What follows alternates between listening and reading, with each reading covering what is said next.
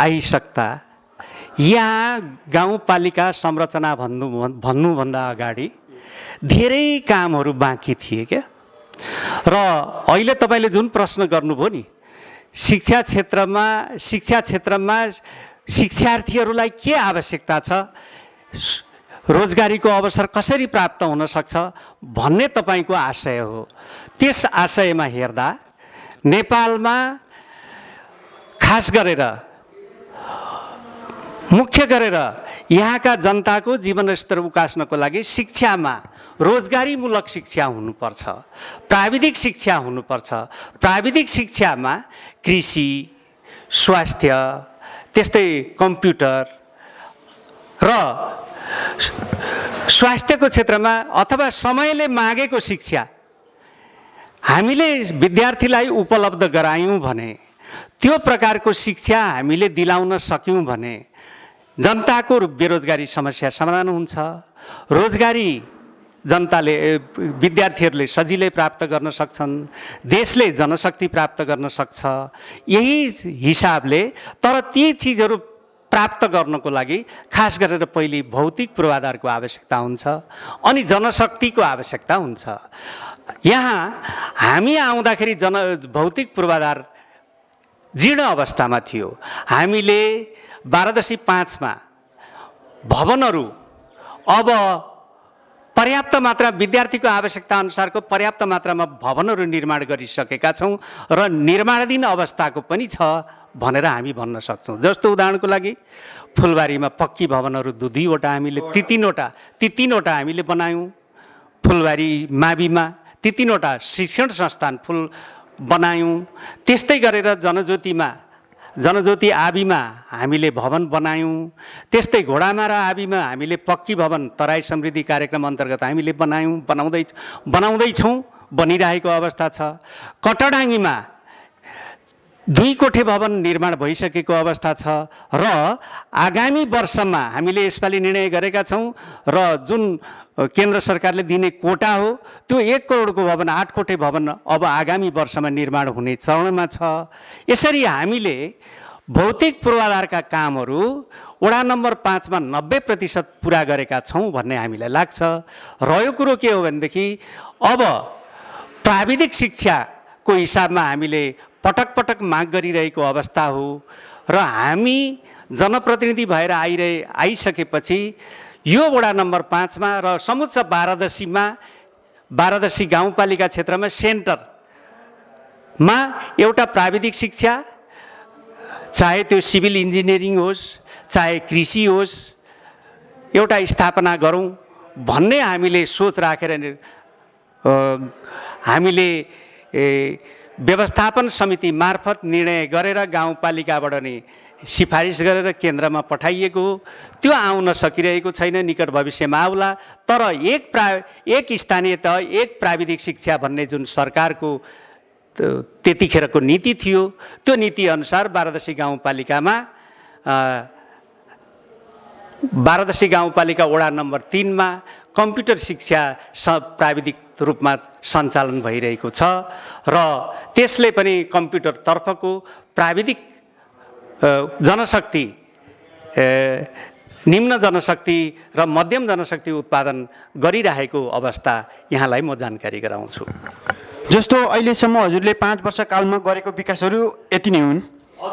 Total बताइदिनुहोस् न हजुरले। जस्तो हजुरले जति गर्नुभएको छ विकास, होइन, जस्तै तपाईँले गरिबलाई के दान गर्नुभयो, के सहयोग गर्नुभयो, होइन, शिक्षामा के गर्नुभयो, स्वास्थ्यमा के गर्नुभयो, तपाईँको रोड यातायातमा के गर्नुभयो, तपाईँको त्यस पछाडि चाहिँ तपाईँको अत्यन्तै निम्न गरिबहरूको लागि घर व्यवस्थाहरू गरेका छन् वडाहरूले। यी सबै डिटेल रूपमा हजुरले थोरै जानकारी गराइदिनुहोस्।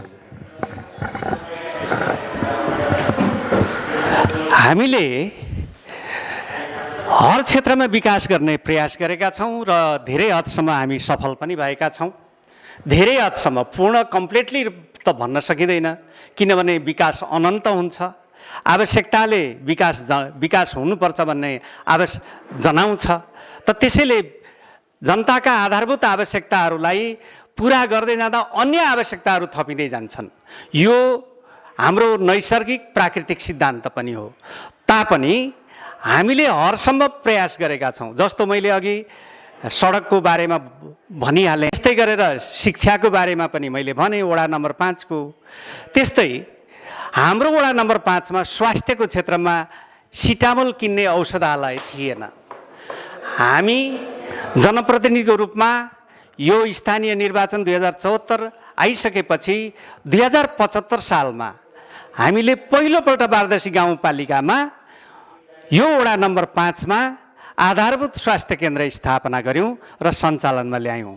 र त्यो पहिले सुरुमा भाडाको थियो, पछिबाट 76 सालबाट हामीले भवनै निर्माण गऱ्यौँ र आफ्नै भवनमा जग्गादाताले जग्गा दिनुभयो।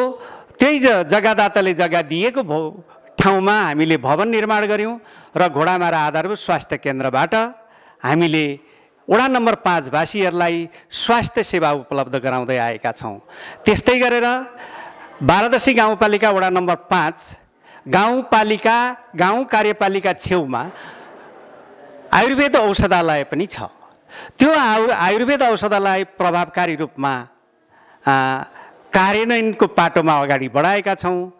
आयुर्वेद औषधालयको तर्फबाट वडा नम्बर 5 का विभिन्न स्थानमा र समुच्च बारदसीमा पनि त्यसलाई विस्तार गरेर आयुर्वेद गाउँघर क्लिनिकको रूपमा सञ्चालन गरेका छौँ। योग शिविरहरू बारदसी भरि नै आयुर्वेद वडा नम्बर 5 को आयुर्वेद औषधालयबाट सुरु गरेका छौँ र कोरोना महामारीको बेलामा आयुर्वेद औषधालयको माध्यमबाट हामीले प्रत्येक रोगीको घर घरमा गएर आयुर्वेदीय कविराज डाक्टरलाई लिएर औषधि वितरण गर्न पुगेका छौँ। रोगीहरूको जानकारी लिएर रोगीहरूलाई प्रोत्साहन र मनोबल बढाउने काम गरेका छौँ। यति मात्रै होइन, हामीले वडा नम्बर 5 मा एलोपेथिक क्षेत्रमा पनि एउटा आधारभूत स्वास्थ्य केन्द्रको साथसाथै हामीले खोप केन्द्र र गाउँघर क्लिनिकहरू निर्माण गरेका छौँ। खोप केन्द्रहरू जस्तै 4वटा खोप केन्द्रमा 2वटा खोप केन्द्र भवनहरू पनि हामीले निर्माण गरेका छौँ।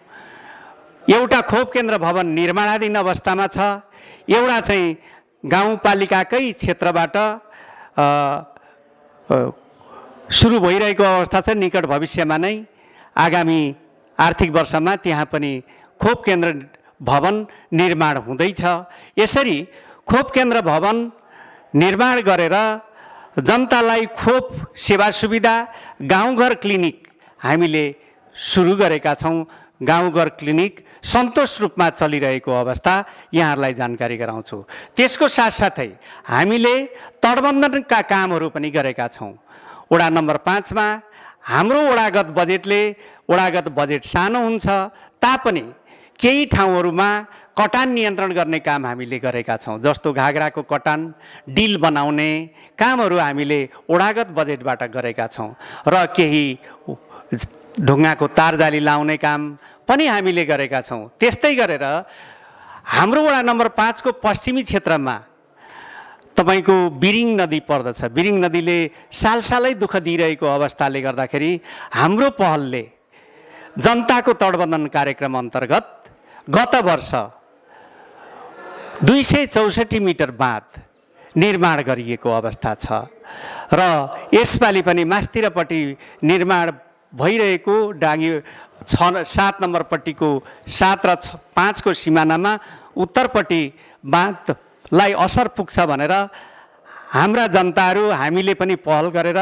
त्यहाँ जनताको तटबन्धन गर्ने कार्यक्रमको लागि पहल गरेका छौँ। आशा छ, अपेक्षा हामीले राखेका छौँ यसपालि त्यहाँ पनि तटबन्धन हुने नै छ। यसरी जनताका कामहरू हामीले गरेका छौँ। त्यस्तै कृषि क्षेत्रमा हामीले पहिलो वर्षदेखि नै कृषिलाई व्यवसायीकरण गरौँ, कृषिलाई उन्नति गरौँ। यहाँ सिँचाइको अभाव छ, सिँचाइलाई बढावा दिउँ। सिँचाइ बिना खेतीपाती उत्पादन हुन सक्दैन भन्ने हिसाबले नै हामीले सिँचाइ क्षेत्रमा हामीले प्रयास गरेका छौँ। त्यसै गरेर हामीले पहिलो योजनादेखि नै, हाम्रो कार्यकालको पहिलो योजनादेखि नै मोटरहरू कृषकहरूलाई वितरण गर्ने कार्यक्रम, बोरिङहरू निर्माण साझेदारीमा गर्ने काम गरेका छौँ र प्रत्येक साल हामीले एभरेजमा हिसाब गर्ने भने 50-60वटा मोटरहरू हामीले वितरण गरे। हामीले 64-64वटा मोटर पनि एक आर्थिक वर्षमा वितरण गरेका छौँ।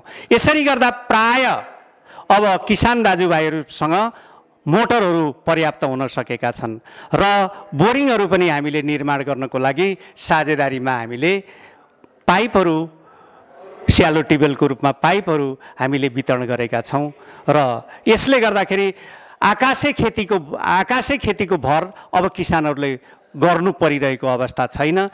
वर्षालाई पर्खिनु परेको अवस्था छैन। सिजन आउनासाथ मोटर सिँचाइको मिटर विद्युत ठाउँ ठाउँमै पुगेको छ र सिँचाइ विद्युत मिटरको हिसाबले सिँचाइ गरेर खेतीलाई उहाँहरूले काम गरेको अवस्था छ र खेतीमा राम्ररी आकर्षित भएको अवस्था छ तापनि दुःखको साथ भन्नुपर्छ, हामी एकातिर कृषिलाई व्यवसायीकरण गरौँ भन्छौँ। प्रधानमन्त्री परियोजना पनि हाम्रो एक क्षेत्रमा छ, गऱ्यौँ। 2 साल प्रधानमन्त्री परियोजना पनि हामीले हाम्रो पहल मार्फत, गाउँपालिकाको पहल मार्फत वडा नम्बर 5 मा भयो। त्यस्तै गरेर 2 सालदेखि मकै प्रवर्धन कार्यक्रम पनि छ। मकै प्रवर्धन कार्यक्रम हाम्रो वडामा पनि लागू छ। त यसमार्फत हामीले कृषकहरूलाई कृषि उपकरणहरू सहुलियत रूपमा उपलब्ध गराएका छौँ तापनि दुःखको साथ भन्नुपर्छ, हामी एकातिर व्यवसायीकरणको रूपमा सोच्दछौँ, व्यवसायीकरणको योजना बनाउँछौँ, तर राज्यले त्यो व्यवसायीकरणलाई हाम्रा किसान दाजुभाइहरूलाई सहयोग पुर्याइरहेको अवस्था चाहिँ केन्द्र सरकारले गरिरहेको पाइँदैन। किनभने यो कोटा प्रणाली छ, कृषि रासायनिक मलहरू आपूर्ति गर्ने, यो निजी क्षेत्रलाई दिइएको छैन। राज्यका उच्च संयन्त्र मार्फत कृषि मलहरू उपलब्ध हुन्छन्। ती उपलब्ध मलहरू पर्याप्त मात्रामा हाम्रा किसान दाजुभाइहरूलाई आपूर्ति छैन। अझ भन्ने हो भने यो गएको वर्षदेखि किसानहरूले मल नपाएर दुःख पाइरहेको अवस्था छ र हामीलाई गुनासो पनि उहाँहरू गर्नुहुन्छ कि तपाईँहरू कृषि व्यवसायीकरण गर्नु भन्नुहुन्छ। हामीलाई मोटर बोरिङ त दिनुभयो, तर मल कहाँबाट हामी पाउने? मल हामी सहकारीमा जान्छौँ, मल छैन। उल्टै कृषि सामग्री कम्पनीले मल दिएको छैन भन्छ। अब हामी कहाँबाट मल लिने भन्ने कुरो आयो। त्यसैले मल स्टक गर्न भनेर हामी गाउँपालिका मार्फत हामीले 8 लाख रुपियाँ प्रत्येक वडामा विनियोजित गर्यौँ र त्यो मल स्टक गरेर आपूर्तिको अभावको बेलामा किसानलाई सहुलियत दरमा बाँड्ने भन्ने योजना थियो, तर राज्यले नै हामीलाई उपलब्ध गराइदिन सकेन र हाम्रो त्यो रकम त्यो योजनामा खर्च गर्न हामीले सकेनौँ। यो हामीलाई पश्चाताप छ। त यसरी हामीले काम गर्ने प्रयास गरेका छौँ।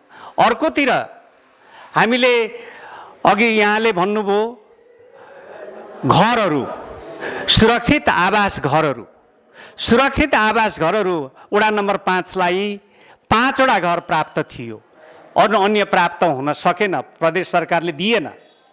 त्यो प्रदेश सरकारले प्राप्त भएका 5 वटा घरहरू हामीले विपन्न परिवारलाई हामीले दिएका छौँ। उहाँहरूले निर्माण गरिसक्नुभयो। खरको छाना विस्थापन कार्यक्रम अनुसार जस्ता पाता वितरण कार्यक्रम पनि थियो। त्यो जस्ता पाता वितरण कार्यक्रममा पनि हामीले 5-7 जनालाई हाम्रोमा परेको थियो, तिनीहरूलाई हामीले दियौँ र अन्य 30 घर परिवारलाई जस्ता पाता वितरण गर्ने कार्यक्रम थियो, हामीले छनौट गरेका थियौँ। त्यो जस्ता पाता वितरण सहरी आवासले दिनुपर्ने हो।